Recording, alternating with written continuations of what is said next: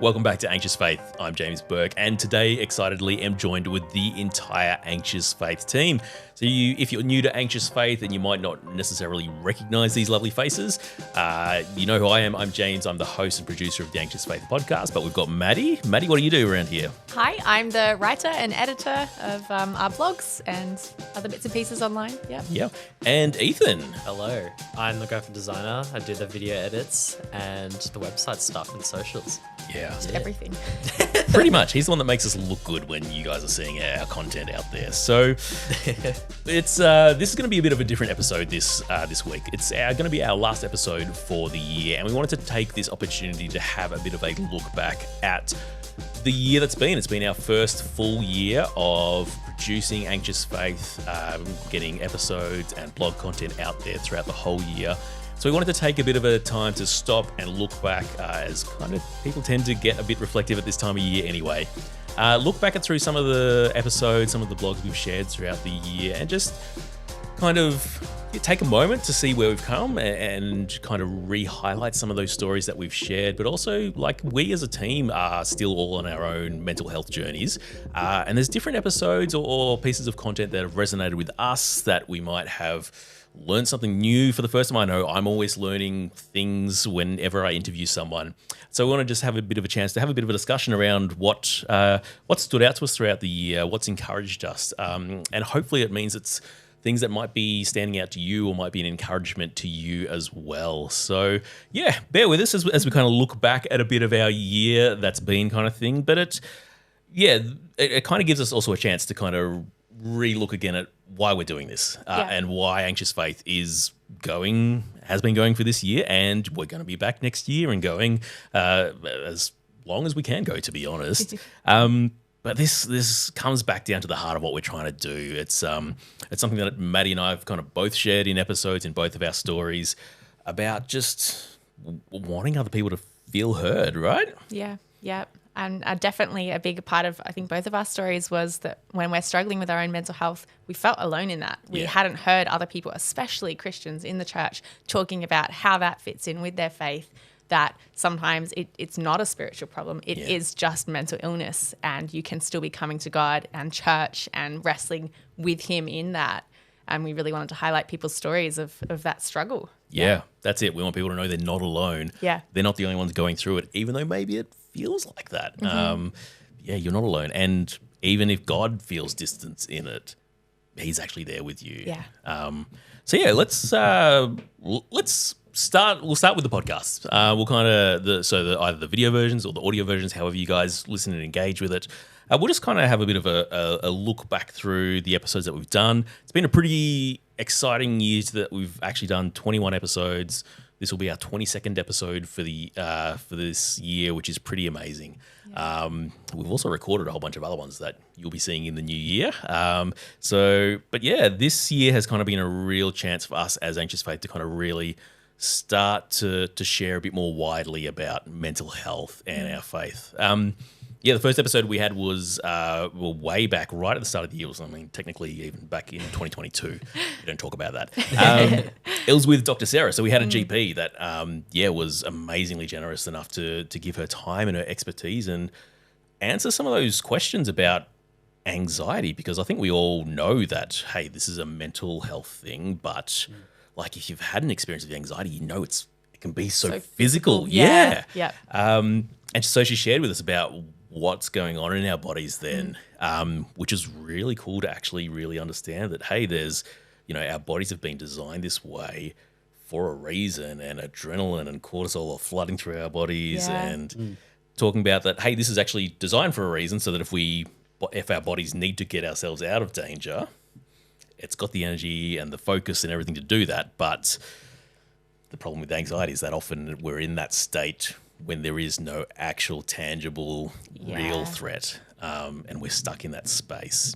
So the second episode we had was about using your anxiety. So we had Pip, who's a young counsellor, who's someone who actually had anxiety herself. So she had anxiety throughout her childhood, which kind of got better for a while, and then she was doing food tech in high school, and then whole vomit and triggered a lot of that stuff, which would just be full on to try and go through. Yeah. There's one of these things about hearing people's stories is that as much as I have my own experience with mental health and a little bit of anxiety more with the depression side of things, man, I feel like I've gotten off lightly sometimes. And everyone's is so different and specific to them. Yeah. That's it. How it plays out in their life can be even, all falls under the umbrella of an anxiety disorder perhaps. But yeah, what is triggering and really difficult for someone is entirely fine for someone else. Yeah. But yeah, Pip's story was really cool because she's someone who's been through it, but then kind of had this moment during COVID where she changed careers entirely and went back to study and has become a counselor now and studied at Bible college as well and is now like almost using her anxiety or using her experience of anxiety along with her professional training to kind of be that kind of encouragement for young kids in high school. I think she works mainly with school-aged kids. And yeah, kind of being that help and support that she benefited from, but also probably wanted as well when she was at that age. Yeah, and her story was a real encouragement that you don't have to reach the end of your story to be used by God. She's the first to admit that she still has anxiety, and although to an extent she's learned to overcome and learn strategies, it's still something that's present in her life, and yet she's using that to help other people in that journey. Yeah. I love people that get to that point of going, I don't have to have a finished story before God can use it. Yeah. And I think that's been a bit of a recurring theme amongst some of our guests is that it's people that are still actually dealing with these things or might still be going through their mental health journey, but have come to that point of realizing that I don't have to get to some miraculous end goal. Yeah. God can still be using me here and now, even in the messiness of it. We don't have to be perfect and put together because that's actually not how God wants us to come to him. And I think that's part of the power of what we're doing is sharing those stories from the midst of it, because so many of us, if we have heard stories of mental health, it's been someone who, I struggled as a kid or 10 years ago and then I was healed. And that's awesome for those people, but sadly not a reality for so many of us. So hearing from people who are still in the thick of it is what we're trying to do. Yeah. Absolutely. Someone else who's still in the thick of it was Mary in episode 3 about owning your labels. And so Mary had, a similar kind of thing of where, anxiety first came up in high school age. It was amazing. It was actually her parents who sat her down and said, we think you're actually struggling with anxiety. Mary hadn't realized what was going on, knew something was going on, but hadn't been able to pinpoint it herself. But her parents said, hey, we think this might be what's going on. More than just a normal kid. Yeah. Especially because, end of high school, VCE or HSC or whatever, it's stressful. You're thinking about what you're going to be doing with your future. And so everyone's nervous and tense at that time. But it was something more. But yeah, Mary found that then she became kind of labeled as, well, she's Mary, she has anxiety. Yeah. And people would have a lot of assumptions about what that meant. Which we're probably all guilty of making those kind of assumptions about people when we hear this person has this or this person's dealing with that. Yeah. But Mary kind of got to this place of going, I actually need to own that label and go, okay, well, if people are going to see me as someone with anxiety, then how do I actually share with them what the reality of that is? Re-educate them. Yeah, re-educate them. That's it. Because that's a hugely powerful thing to actually go, yes, I have anxiety. I mean, even getting to that point of being able to sit within yourself and be comfortable within yourself to go, yes, I have this. But then to show people what that actually means, there's a huge power of that in educating other people or re-educating, as you said. Yeah.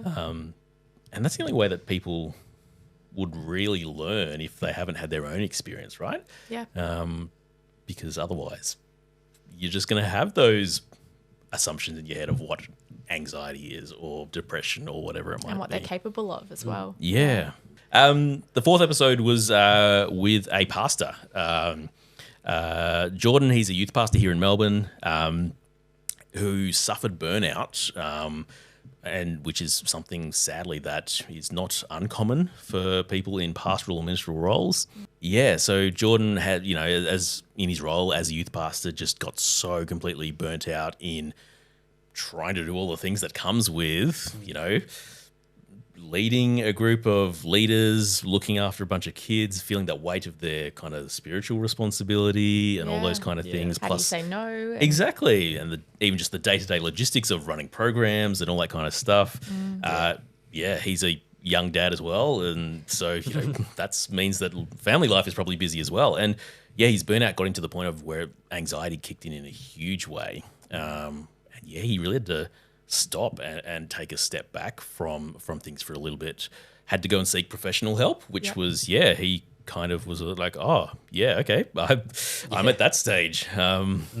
He's kind of like kind of at the end of his own road. He was just like super distraught. He was not happy. He kind of, didn't know where God wanted him to be. Yeah. And kind of ended up, I mean, he's in a beautiful spot now with his family and kids. And he's my youth and young adults pastor, but he's fantastic. But I didn't realize how burnt out he was. And it was kind of crazy to hear. But it was a good story. And even that's a really key point because, you're someone who would have seen him during this time kind of thing, but you didn't even realize how bad it was for him. He so much that was internalized and kept to himself. He just didn't show any of it. Yeah. And I think one of the really humbling things he said that I remembered was that kids in youth group used to struggle with depression and anxiety, and he'd sort of have ideas of, oh, well, you'd better just get into your Bible more or trust Jesus. And it wasn't until he was experiencing it going, well, I'm a pastor, I am in the Word, and I'm still feeling all these things. It kind of shifted his focus of, wow, okay, this is separate from my faith. It's God's very much a part of it, but exactly. It's not that simple. And one of the things I loved that he kind of got to the place he got to was realizing that, he was carrying these burdens and, as a pastor has the responsibility to carry some of those burdens, but he'd been taking on these extra burdens that were not actually the burdens that God was asking him to carry. But he was putting on himself through either his own expectations or other people's expectations, and having to actually strip that back and go, actually, no, what is my role here? And being able to then almost start afresh of picking up what he does need to carry. The amazing thing is that, like you say, he's in a great place now kind of thing, and he's recovered from that and he's able to continue in ministry, whereas, sadly we hear stories of pastors that burn out and then never return to ministry after that. So, it's a pretty amazing testament of someone that can actually do the hard work of going through that recovery and then being able to continue on, which is really cool. Yeah, and a testament to the church that, I guess they supported him in that, that he wasn't left jaded by their reaction, which is... exactly. Yeah, beautiful. Yeah.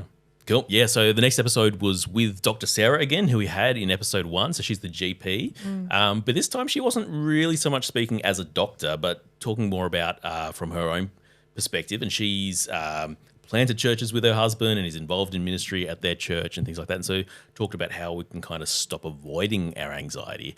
And I remember, Maddy, you really liked this episode. Yeah, I did, because she acknowledged that anxiety is not a nice feeling to feel. And so much of the time we're trying to avoid it at all costs, and we're not examining it for what it truly is. So I love that she gave us really practical tips about basically 4 steps to untangling our emotions. And that was like to engage with them. She used the analogy of this beach ball where you're in the pool and you're trying to push it under the water so hard. And the more you do that, the more pressure there is that builds up and eventually pops up, slashes you in the face. So the first thing she said was to engage. You have to actually lift the beach ball up. You have to go, I'm feeling these things. What are they? Then you examine and you look at, well, why am I feeling them, and all of that. You evaluate, you think about, how you can respond to them, and then you act and you like put things in place, whether that's talking to people or a pastor or GP. And so I just found that really helpful because, anxiety is not nice to feel, but hearing her talk about it, I was like, oh, we actually have to engage with it. It's not going to go away on its own. Yeah. And that's it. It was kind of that beach ball analogy is amazing because I love it, because you can, like, if you've ever done it, you immediately know that feeling of, the more I'm trying to hold it down, the more it starts fighting me. And it's exhausting. You can't sustain that. Yep. Such a good analogy. Yeah. And then the next episode was actually with you, Maddy, and your husband, Matt. So, you guys shared a bit of your journey together as a couple about what to do when one person in a partnership or relationship has anxiety. You, in this case. Me. but Matt doesn't. No. And so, yeah, it was kind of really, really cool how you guys were so willing and open to share about what it was like to start a relationship and be open about your mental health. But then also, obviously not just starting a relationship, getting engaged, getting married. You guys have moved interstate, had some big changes in life, and how you guys kind of navigate those things. Really helpful. And I think we actually did a blog about it as well, kind of thing, and took some of the stuff that you wrote, also that you guys shared, and we wrote it into one of the blogs. And that's, every month, that's still one of our most viewed blog articles, because there's obviously people who are like, oh, wow, okay, yeah. Relate. Someone I know has this. This helps me understand what they're going through or how I can help a bit more and things like that. So Even if it's not in a relationship, you can apply it to like a friend or family member. Yeah. Exactly. Yeah, it's a good article. Absolutely. That's it. Yeah, cool. The next episode we had was with Chris. Chris was in season 1 of Anxious Faith. He's one of our kind of original 6 Anxious Faith cohort from season 1. So in this episode, Chris talked about his own mental health journey a bit more, kind of thing. So Chris he's this really cool guy. I really like him. He's done a lot. Like he's only in his 30s, but he's studied 2 theology degrees and he's now back studying again and has planted a church and been a pastor and served overseas in mission work and kind of done a lot. But it was really cool to kind of actually pull that back a bit from all the things he's done and talk about how his mental health and faith were kind of linked and tied together, and how they weren't working together for a really long time. Yeah. And one of the things he was saying was about how like he would wonder why these things were happening, and his solution was to always try and learn more. Yeah. Okay, so if I study the Bible more, then I'll learn the answers, and that will help fix my mental health. If I can just learn all the answers and be more spiritual, my mental health will be fine. And realize that wasn't changing anything. Yeah. He talked about those anxiety-inducing questions of faith, like those ones we all have. Why does God allow bad things to happen? Yeah. How do we really know that the Bible's real or that heaven's there? Yeah. And trying to strive for the answers didn't actually take away any of the anxiety out of it. He had to come to that place where he could just accept, I may never know, and that's okay. And that place of actual trust. Yeah. Not just going, okay, I'm trusting you, God, because I can logically see how it all fits together, but I'm trusting you, God, even when I can't see how this all works. Yeah. Is a really great place for someone to get to, which is really encouraging. Yeah. The next episode we had was with Stephen, who is kind of our 4th-ish member of the Anxious Faith team. Stephen works for Our Daily Bread Ministries with us here, as we all do, because Anxious Faith is a part of Our Daily Bread Ministries. And he is kind of our theological oversight person. Yeah. So Stephen has, done a theology degree. He's still doing a PhD as well. But his PhD topic was actually really interesting, and one of the reasons we wanted to get him on the podcast, because he's studying a PhD around gratitude and gift within faith kind of thing. So we wanted to talk about gratitude especially. That's something that I think secularly we hear come up in talking about dealing with mindfulness or anxiety and things like that. And we'll think about things that you're grateful for. Gratitude journals, magnets on the fridge. Yeah, all those kind of stuff. But we wanted to ask Stephen, well, how does this play out in a faith space? Is it just that we be grateful for Jesus and that should magically fix our issues? And he talked a bit about how that there is a role that gratitude can really play in our faith. And part of it is, yes, remembering what Jesus has done for us, but then what that does for us is it hopefully brings about a perspective shift. So often when we're in the midst of it, and I am, first to put my hand up and say this was exactly me, during times of real struggle, I'm not thinking about the big picture. I'm focused on what is going on in my mind right here in front of me, what's happening in my immediate physical surroundings. Yeah. I'm not thinking about what God did for me 3 years ago or something like that, but being able to try and be grateful and show that gratitude immediately starts to begin to lift your perspective from just what you can see right in front of you to look up a bit more and then go, oh yeah, okay. Bigger picture. In the scheme of things, he's in control. And actually, God has seen me through all these things to this point. Yeah. He's going to continue to see me through. Which is a huge encouragement.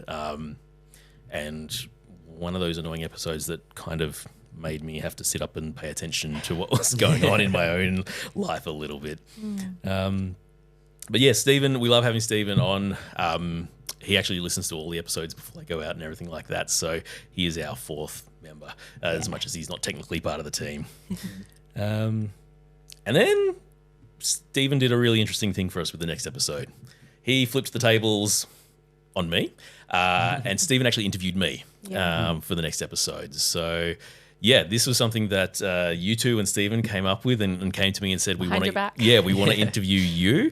We want to tell your story as well. Because it's so integral to how Anxious Faith began. So that was really cool to get that backstory, basically. Yeah.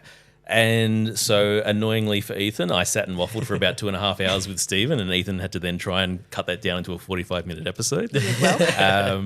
But yeah, it was kind of a chance for me to share my story with mental health, my family's journey kind of thing, because yeah, we were very much in that place where I didn't hear anyone else talking about this, either what I was thinking and dealing with, and I didn't even admit to myself back then that I had my own mental health struggles. I thought it was all just the dealing with my family's mental health. Yeah. You were just the carer. I was just the carer, that's it. And it's just the stress of being a carer that is why I would have these thoughts, I would have these feelings that no one else talked about. And even just with our family circumstance, no one else talked about struggling with those kind of things. Yeah. And so I thought, something wrong with me or something wrong with my faith.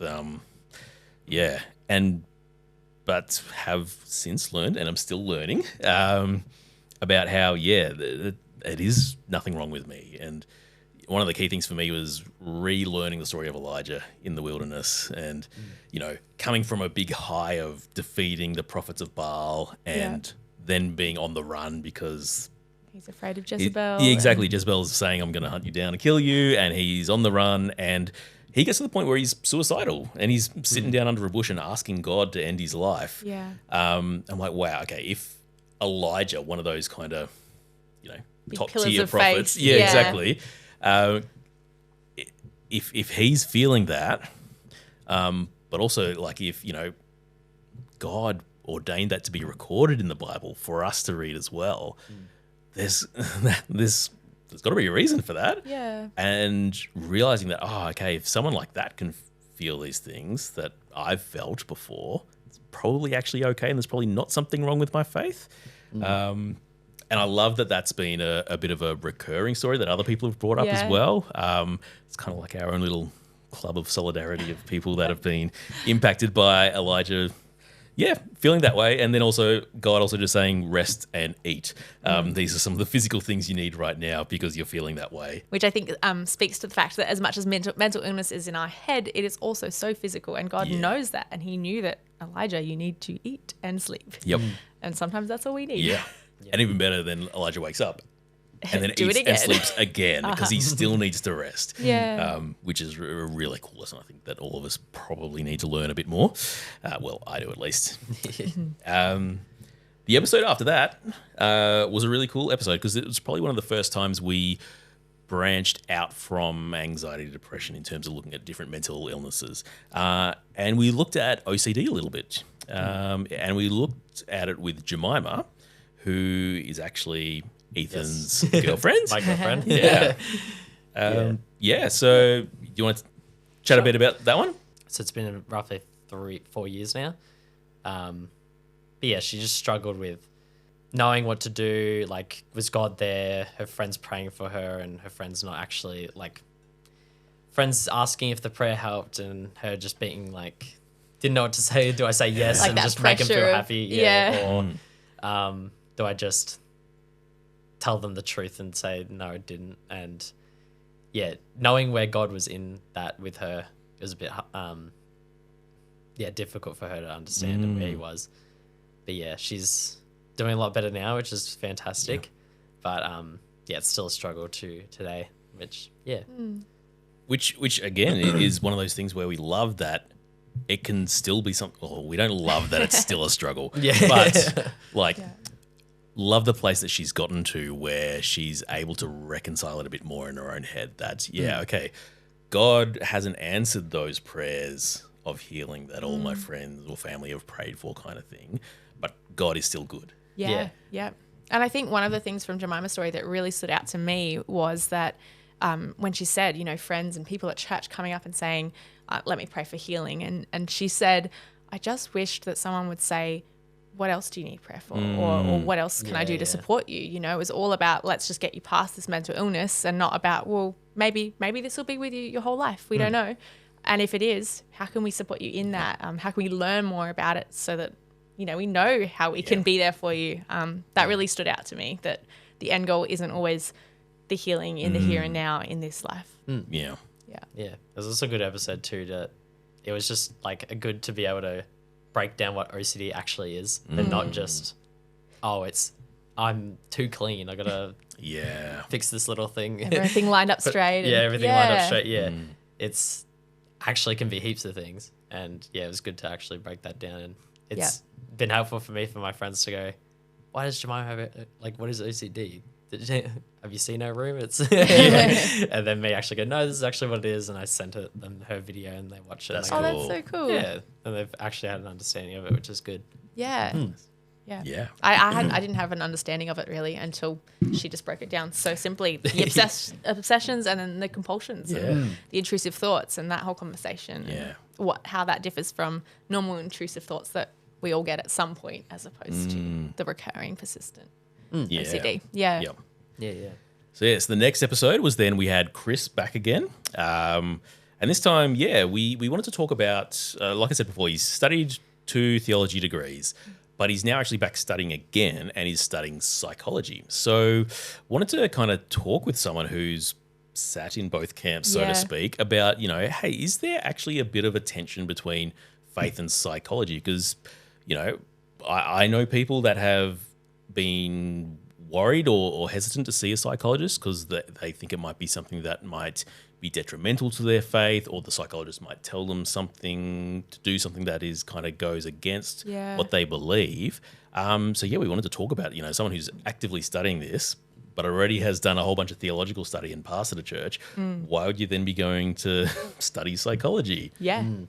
Yeah, and that's a topic that I'm really passionate about, because I have been seeing a psychologist or a counselor or some kind of therapist for most of my life, since I was about 6, and I've seen Christians and non-Christians, and something I've found in my journey is that it hasn't actually made a whole heap of difference. And so when Chris shared, we got to talk about what are you actually being taught, as you're studying psychology, and he said that, if you go to a good psychologist, they should, in their training, they are told to help someone within their own paradigm or worldview. So even if your psychologist is of some other religion, they have been trained that if you're Christian and you're saying my faith matters to me, they're not going to try and talk you out of it, or they shouldn't. So that's not to say that every psychologist is going to be the right one for you, but I think that was an important episode to just break down. Why wouldn't God, who's given us each gifts and skills, why wouldn't He allow use someone else to speak to you, to help you? We wrote about that one on the blog as well. If Jesus is enough, why would I need psychology? Yeah. One of the things I loved that he was also saying that, psychology is the study of the mind, and in some ways helps you better understand yourself. He's like, so if I want to become the most effective servant of God I can, if psychology is going to help me learn how I go about things, how my brain processes things, then that's actually probably going to help me in my faith. So, to love others better. Because I think there can be that concern in churches that it's very self-involved. It's a lot of speaking about yourself, and but it's not selfish. You can be doing it to, as you said, be better informed and well-equipped to love others better. And to also meet them where they're at, understand where they might be coming from and things in their past that affect what they do now. And I can't remember if it was his episode that said it, but they also said you'd go to the doctor or the hospital if you broke your leg. So why wouldn't you go to someone if you're your mind, there's still a part of your body. Your mind's still a body part. It gets injured. It gets beaten down. Need help. Why do we make it this special spiritualized thing when it also is physical? Yeah, exactly. Yeah, cool. So the next episode, we had Maddy back again on the podcast. Maddy is also, for those of you that may or may not know, Maddy is also one of our original season 1 Anxious Faith cohort. She was one of the original 6 that I interviewed. Before I even worked here. Before she even worked here. Yep. That's how we actually got to know each other and ended up with you working here with us. But yeah, like part of the reason we've had you and got you working here is because of your own experience with this. And this episode was really, really encouraging because you actually opened up a lot more about parts of your story that you'd never really opened up about publicly before. Yeah. You kind of talked about how you'd been through the kind of depression and self-harm stages as well, and even, contemplated and made a bit of a plan to end your own life as well. And had this conversation around, was God there during those times? Which was, hard to listen to in some ways, kind of thing, because I think a lot of people that might have been through that can relate to that, or can kind of immediately remember having those feelings. But there was something in that really struck me, was that you were saying that, people would come up to you at church and things like that, and they would be praying for you to just come back to God. Yeah. And there was this assumption that in your depression or in everything you were going through, dealing with self-harm and suicide ideation, that you were far from God, and that's why you were feeling these things. Yeah. But you were saying that, no, that's the closest I've been to God, and he was so real and so there with me in that journey. Yeah. Which for me was mind-blowing almost, because for so long in my own mental health journey, I'd been like, my mental health is one thing and my faith is something else. And I was angry at God that my mental health wasn't getting any better, but I wasn't actually inviting God in any way. So, if someone had prayed that for me, I would have probably very humbly immediately burst into tears and gone, yes, that's probably the case, that I've been ignoring God and pushing him away, and that's probably contributing. But there is this assumption that if you're going through mental health struggles, you're far from God, or you're separated from God somehow. That was a huge encouragement for me personally to go, wow, okay, God is here in these times.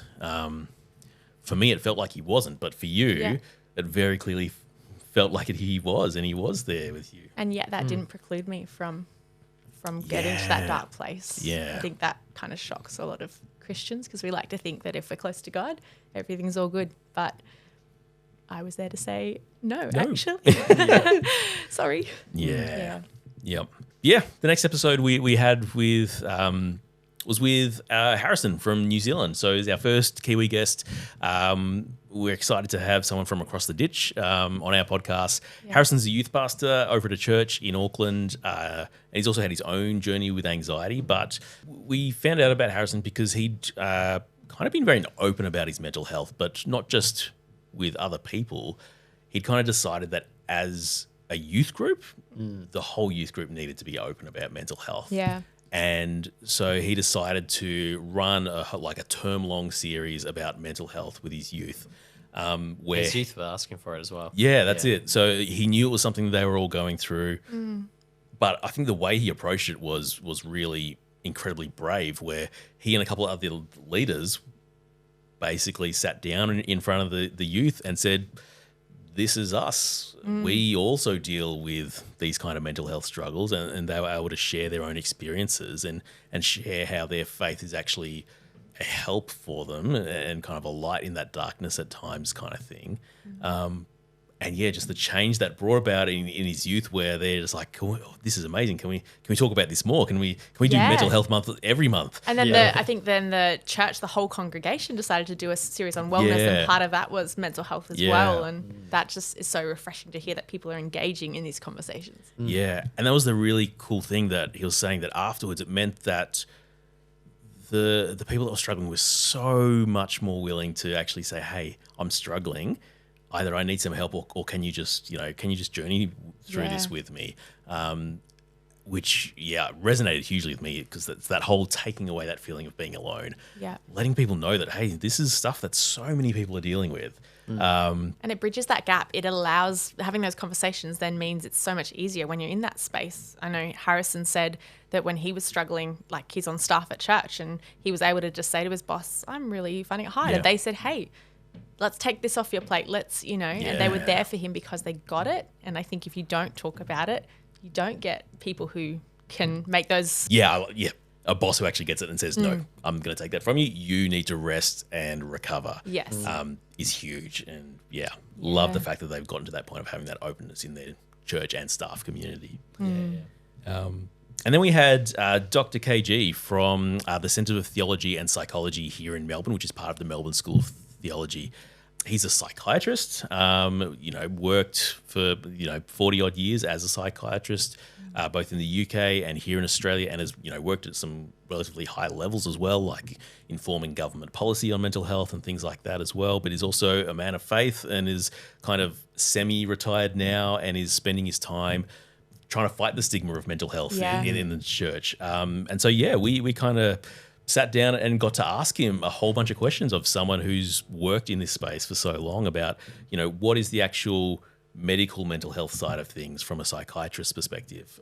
What are those categories? Exactly. What are the categories? What do we actually mean when we talk about anxiety or depression or bipolar or things like that? How do they play out? But also then, like, what's the treatments like? What are the options for people that might be going through that? And then what our role is as friends or family members to support someone that might be struggling. That's one of the cool things that I never really thought we'd be doing at the start of Anxious Faith, but having these real practical episodes, like we hear a lot of feedback from people going, oh, this is so helpful to know. Like, oh, okay, yeah, that's what I can do for someone. And one of the things he kept saying was that, it's not our job to try and fix them. Yeah. We're not the professionals. Yeah. It's our job is to journey alongside with them and help them get the help they need, which is a really good important reminder for us to not take on too much ourselves. Yeah. And as part of that chat with KG, we broke the second part up into little videos because that was in September, which here in Australia and other parts of the world is Suicide Awareness Month. So we actually just got to ask him, what should someone do if they're feeling like that? What are questions someone else can ask them? How do you make a suicide plan? Yeah. Where does the Bible talk about suicide? That was amazing. And we've got all that stuff still up on our website if people want to take a look. But I loved that practical. Yeah. How can we get around them? Yeah. So, like you said, September was Suicide Awareness Month.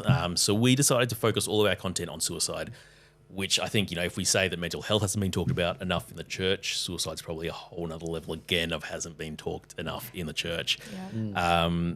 And so, we actually ended up doing 3 episodes in this month. So we kind of got some extra work done. But so the first one was losing a son to suicide. We had a lady, Pippa, share her story. And you actually know Pippa and her family, Maddy. Yeah, through church. So I was there when we got the call that she'd lost her son, Dominic. He was, I think, 15 at the time. And they'd been so aware of his mental health struggles.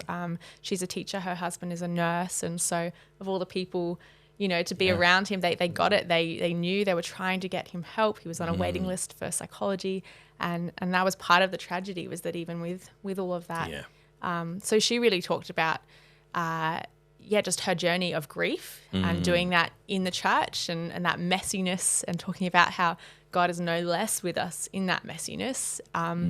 And that even though, she'd kind of thought, well, maybe through my son's death, there has to be meaning. There has to be, maybe all the youth group will come to know God, or this or that revival. And she didn't see, her prayers answered in that way. But what she has seen is that her non-Christian friends are saying, you still choose to trust in God when he's taken everything from you. And she's able to just have that real broken humility of just saying, yes, I surrender. God, he has taken my son, and yet I can still say that he's good. And I can choose to say that when I don't feel it. And that's knowing Pippa personally and how much joy she brings to people, even in the aftermath of that, was just, so impactful for me. I think we both shed tears talking to Pippa, listening to it again, editing. We were just so grateful to have someone sharing just such a raw, personal story. Big encouragement to us all. The second episode for Suicide Awareness Month was surviving being suicidal. So we spoke with Joshua, who's a young guy in New Zealand. So Josh, during his teenage years in high school, struggled with depression and anxiety quite badly and got to the point of being really suicidal, and to the point of had made a plan, had fully committed himself that this is what he was going to do. He was going to end his life, and found a huge relief in even making that decision. And that was kind of the first time he kind of felt joy or happiness. That for was the so first, scary hearing that. To go when he finally made that decision, that's when he finally started to feel a bit better and was all set to go through with it. Had his, said goodbye to all his friends for the last time without them knowing what was going on. Wrote the letter to his mum and everything like that. And he got interrupted by his mum coming home out of the blue when she wasn't supposed to be coming home. Yep. She'd had this, he describes her as the least Christian person, yet she'd had this really urgent feeling all throughout the day that she just needed to go home and be with him. And thankfully that prevented him from going through with his plan. And, it wasn't immediate, but soon afterwards he began to actually realize that, hey, there is something more to life than what I'm feeling at the moment. And his faith began to play a huge role in actually helping him fight through that loneliness and that darkness kind of thing, and begin to learn how he could invite God into every space in his life. And has gone on to be a youth leader and be sharing with other people and things like that. So a real amazing story about how someone can actually get through that point and come out the other side. Yeah. And the final episode for Suicide Awareness Month was with Al Shee, who's a writer in the US who shared the story of when he lost his father to suicide. Al was only in his 20s, I believe, when it happened. So, had to deal with that phone call from his mum, which was, just horrific to hear. Yeah. But Al talked a bit about the whole kind of survivor guilt that, he and his family felt about, what did they miss? What could they have done differently? Why did things get to that point? Even when they had actually all been doing the right things. His mum was a nurse, and so they'd gotten help for him. They'd, tried to make the house as safe as possible, removing any weapons or anything like that kind of thing, and yet still his father chose to take his own life. Yeah. And then that anger almost. Yeah, How do exactly. you grieve someone? And talking about that victimless crime, the whole thing about normally if you lose a loved one in death, there's someone to blame. Yeah. And in this case, the perpetrator and the victim are the same person, and carrying both of those feelings was like, wow, I hadn't thought about it like that. It's talked about the, these kind of situations always bring up those big why questions, like why does God allow this to happen? Why, especially for someone of faith? So his father was a man of faith and believed in Jesus, and yet still got to that point. And Al gave this really great perspective on, especially the New Testament, where it doesn't really deal with the big why questions, and talked about how the New Testament was written at a time where in the early church they were expecting to face persecution, and they were dealing with really hard life or death issues on a day-to-day basis. It was just accepted that bad things are going to happen, that life is going to be difficult.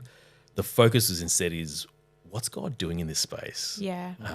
Which is a really cool challenge of perspective to instead of just going, why do these happen? And he even kind of said, even having the space to ask the why and dwell in the why is a bit of a Western philosophical indulgence. The fact that for many people that is the reality of life, that life is difficult and hard. They expect suffering.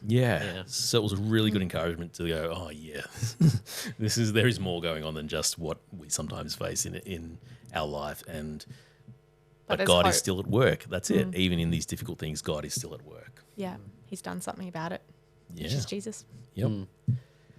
We then jumped to a slightly different tack, and we spoke with Dr. Catherine Thompson, who's also from the Centre of Theology and Psychology in Melbourne. She's the author of a book called Christ-Centered Mindfulness. So we talked about how mindfulness is something that pretty much most people have heard about these days, especially if you're in any way kind of interested or connected to the mental health spaces. It's one of the things that counsellors or psychologists will often get people to do to try and understand it. So we wanted to talk about, what actually is mindfulness? And then also, like, how does mindfulness play into our faith? And is it something that is actually okay for us as Christians? And it was really interesting because it's not actually where I expected the conversation to go, but Dr. Catherine was telling us about how a lot of what we call mindfulness these days actually stemmed back from faith practices back in like the 15th, 1600 kind of thing. Yeah, with the monks and the monasteries. Exactly. And then not only did she just tell us about it, but then she also took us through a couple of practical ways that we can actually practice mindfulness in a Christ-centered way, which was really encouraging. The second half of that episode has those kind of practical examples if you want to go back and have a listen to it. But it's something that has stuck with me since then that I find myself using in my quiet times sometimes now, which is really encouraging. And going that, I can use my imagination, I can use my mind as part of that quiet time space and be focusing in on God that way. Yeah, and that one of the key differences between Christian mindfulness is that we're not trying to empty our mind like the Buddhists or Eastern religions might try and do. We're not emptying it, we're filling it with God's word or with contemplating who he is, which I thought was really cool. Yeah. And then we were lucky enough to have a psychologist who was happy to come and sit down and talk with us and kind of answer our questions that, I'm sure a lot of people have questions about psychologists. Just to be confusing, it was also a Dr. Sarah, but not the same Dr. Sarah as the GP we had. But yeah, Sarah talked us through the role of a psychologist, even little things like what does a first appointment with a psychologist look like? But talked about, whether your psychologist should be a Christian or not, what you can expect from therapy, what are some of the common therapy approaches a psychologist might take with you and things like that. So it was a really, again, informative, practical kind of episode, but I think it helped people understand a bit more that, hey, what goes on behind that closed door is not something scary, but is actually something that's just going to help you understand more of what's going on in your own mind. I can't remember whether it was her that said it or whether it's my own psychologist who said it, but the Bible talks about we need to, we're called to love Lord your God with all your heart, your soul, and your mind. It's part of us, and if our mind is stopping us from loving God as much as it should, then let's look at how we fix that. Which is really cool. We're getting really close to the end now. We chatted with the next episode about trauma and addiction with Dr. Mark McNear. Mark's from New Jersey in the States. He's a guy who had an amazing story of being a registered mental health social worker in the US, but at the same time was addicted to and abusing prescription medications as a way to numb himself. It's a bit of a wild episode here because I wasn't there for the recording of it, but like when James sent me the files to edit it, I was like, Dr. Mark, I was like, this would be like a psychology episode, and then went straight into it. I was like, this is a very crazy story that he's been through. So Mark got called out by his doctor for abusing prescription medications, had to go into rehab, and then ultimately what came out of that was as he weaned off the medications and stopped numbing himself, all the memories of the childhood abuse that he sadly went through came back and began things that he hadn't even told anybody, he said. Not even his wife. He'd been married for 30 years. So he shared his story about going through rehab and trying to deal with those things, but also, as a person of faith, dealing with, these kind of things coming up and how God really, he says God really showed up for him in that space in rehab and put the people in his life that were safe people that he could actually begin to journey with. And from that kind of experience, shared with us how we can be safe people for other people. And he now works back as a counselor again. And so he's written this book called Finding My Words, Healing Gently After Trauma. And one of the things he said that stood out to me was when he was talking about when people have this view of trauma that, something happened when you were a kid. Why is it still, why is that still a big deal for you? And he said, trauma is still trauma when it shows up in the present.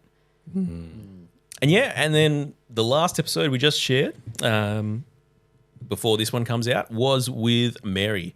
Mary's from the UK, but we were able to catch up with her when she was out here in Australia. And Mary's got this incredible story of dealing with something that I'm not sure any of us had really heard of before. No. But she deals with religious OCD, so obsessive compulsive disorder, like Jemima has, but in a different form where her OCD was all centered around intrusive thoughts around her faith, whether she could believe, whether the Bible was real, even whether her dad was the devil in disguise. That's crazy. And this starting from, childhood, which was just a huge and heavy thing to be carrying with from that age and going through. But yeah, able to talk about what that was like for her and how she's been able to deal with that. It was different to hear like how different her OCD is, and even Emily's, who's coming out next year, that we've got ready and prepared. Just like hearing Jemima's story and like, oh yeah, her OCD makes sense to what I already knew before she explained it. But then to hear that you can have OCD, like it's just compulsive thoughts about anything. And to hear about it with religion, like she even said like she had chats to her dad and her mum and she felt satisfied, and the second she walked up the stairs she had even, like floods of more thoughts. I was like, it's crazy. Yeah. And a big thing for her was very similar to, I think, what Chris was saying way back earlier about how he had all these questions about faith and had to come to that place where he just chose to trust. And so for her, because her intrusive thoughts were about, can I trust the Bible? Is this real? Am I going to heaven? All of these things, she's really had to, and she's still doing it, come to a place where she can sit in the doubt and actually be okay with that. And she said, you know, it's great that some Christians they might feel certain. They might have that faith that they're like, yep, absolutely. She's very open in saying, I don't know. This could all be wrong, but I'm willing to sit in that doubt and that space, hope and trust that God is real. But she's like, I will never be certain. And that's like, wow, that you can have faith and doubt hand in hand was, big for me to hear. Definitely. Yeah. I think especially because, the level of doubt that she has is way more than perhaps most other people will have, just because of those constant intrusive thoughts about it. And that that's not her faith. That was the tricky thing. And Mary started experiencing this when she was 9. It wasn't diagnosed till she was 18. Yeah. And I think that's another huge part of why we need to be having these conversations, because I mean, none of us knew that religious OCD was a thing, and that was her problem. No one in her life knew that that's an actual condition. Yeah. And so that's the podcast. So that's the episodes we've done this year. It's a lot. I know we've talked for a long time about the podcasts and the episodes, but the podcast is not just all we do at Anxious Faith. We actually do a lot of work, and Maddy especially does a lot of work on our blog, to the point where we've actually released, like, we were all excited about 21 episodes on the podcast. We've released 52 articles on the blog this year, which is a pretty amazing thing. Maddy, do you want to take us through some of the highlights, some of the ones that have stood out throughout the year? Yeah, I'd love to. So with most of our episodes that we release, either the person who's been interviewed writes part of their story, or I work with them to put that into words, so that if you're not a podcast listener, there's a written version for you, which I personally appreciate. So one of those early ones was with Jordan, the pastor who had struggled with burnout. We wrote a blog post, I was a pastor with depression. And I think that reached a lot of people, because I think there are a lot of ministry workers and pastors and just volunteers and people in general who feel that burnout or depression, and hearing someone speak so openly about it was big. I also loved Jemima. After her episode, she wrote us a piece. It was about asking God why in the midst of OCD, and really tackling, why hasn't she received healing? If you believe that God is a healing God and you're trusting him that he will heal you, is there something wrong with your prayers or your faith? So that was a real highlight for me. James, you've written a few for us. One of the ones I really appreciated was when it feels like God wasn't fair. And you were really talking about, your family has been through a lot with your mental health, with your wife, with your kids now, and feeling like it's just one thing after the other, and really kind of being angry at God and holding that, why us? Why me? And why doesn't it get better? Exactly. And just having to choose to keep trusting God, and even when you don't feel it. That was a good one, and really humbling I love that we're in a workspace where we get to share so vulnerably amongst each other, and then with you all. There was a woman in Canada called Lara who also has OCD, and she wrote a piece about her intrusive thoughts. I'm haunted by them. And that was, really interesting to kind of hear really specifically what those thoughts sound like, and to kind of, she grappled with separating her thoughts from who she is, and then really talked practically about some of the strategies she's learned to overcome that, because I think most of our first reactions to intrusive thoughts would be, oh my goodness, why did that pop into my head? Let me pull it apart and think about it more and analyze it. And she had to say, well, with people with OCD, that's actually the opposite of what you should do. And she described it a little bit like, if there was road noise and cars just passing along on a highway outside your house, they're just in the background. You've just got to learn to, they're there, they come through, and they move on. Yeah. You don't focus on each individual car. Yeah. And I thought, wow, that's really helpful. Eventually, like road noise, you begin to tune it out to some degree. Yeah, you teach yourself. It's like training your brain to go, that's not important. Yes, it's there, and I can acknowledge it, but we're not going to focus on it. Yeah. Stephen, who we've mentioned, who's, that sort of fourth part of our team, he wrote this fantastic series on rest. It was 5 parts, and it would be great to do with a small group or something as a, walk through that. But he talked about rest that we see in the Bible and how God invites us into rest. Yeah. And I think so many times in this day and age, we're exhausted, we're burnt out, we're craving rest, and yet we almost feel that guilt in resting. It's really hard to do, especially in the church. We want to be productive for God. And yet he kind of pulled that apart and went, well, God's calling us to rest. And what does Sabbath mean? And so many great things to pull away from that one. And recently we've had a piece from a lady called Hannah Huanta. She wrote When It Feels Like We're Drowning, and just sort of talked about that story of Peter getting out on the water with Jesus and not focusing on the faith and the courage it took to get out, but once he freaked out and started drowning again, where did he turn to?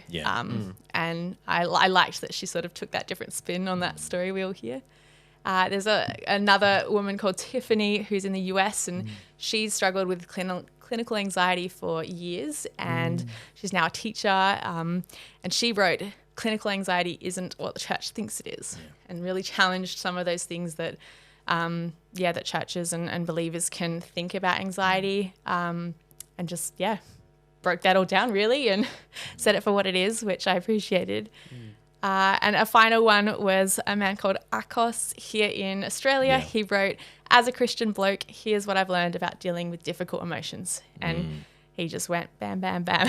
I think there are about 10 things. And it's really great to hear, especially a guy just unpacking, I think at least here in Australia culturally, guys find it harder to open up about their mental health. The stats show that.